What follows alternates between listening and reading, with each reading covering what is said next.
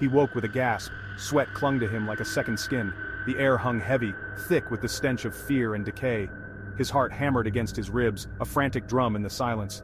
This was no ordinary nightmare. This was real. He was trapped in a place where dreams bled into reality, and the line between sanity and madness blurred. His gaze darted around the room, searching for an escape that didn't exist. A single thought echoed in the hollow caverns of his mind: survive. Three monstrous figures materialized from the shadows. The original song monster, a hulking behemoth with skin crafted from discarded musical notes, its eyes glowing with malevolent glee. "Welcome," it boomed, its words echoing through the chamber, "to the original monster challenge." Beside it loomed the Note-A-Song cover monster, its form shifting and shimmering, a grotesque kaleidoscope of broken instruments and shattered dreams. And lastly, the memorized monster, a skeletal apparition draped in tattered sheet music, its bony fingers tapping out an erratic rhythm on a skull that served as its macabre instrument. They were the wardens of his torment, the harbingers of his potential doom. The original song monster spoke, its voice a grating symphony of tortured instruments.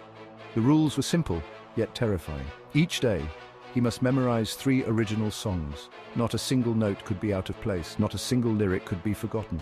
Failure meant becoming a feast for these nightmarish creatures. The prize: a staggering 58,303,577,253 pesos, a king's ransom that seemed both impossibly distant and the only beacon of hope in this abyss of despair. Panic seized him. He'd always loved music, but this was torture. The pressure was immense. The weight of each note, each syllable, pressed down on him like a physical burden. He scoured his memory, desperately trying to cobble together fragments of melodies, scraps of lyrics. Time slipped through his fingers like grains of sand. Hours melted into minutes, each tick of the clock a hammer blow to his sanity. He had to focus. He had to find a way to survive this, to escape this living nightmare.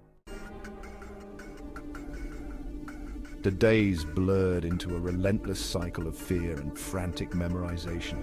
He immersed himself in music, his mind a battleground of melodies and lyrics.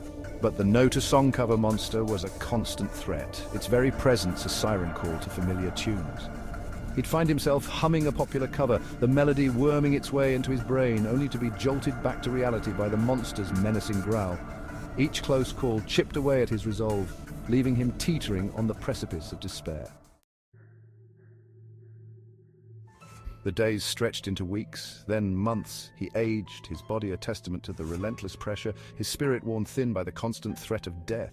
There were moments of triumph, fleeting bursts of exhilaration when I'd master a particularly challenging song, but they were always overshadowed by the looming dread, the knowledge that one wrong note could spell my doom. As the year drew to a close, he found himself facing the final challenge.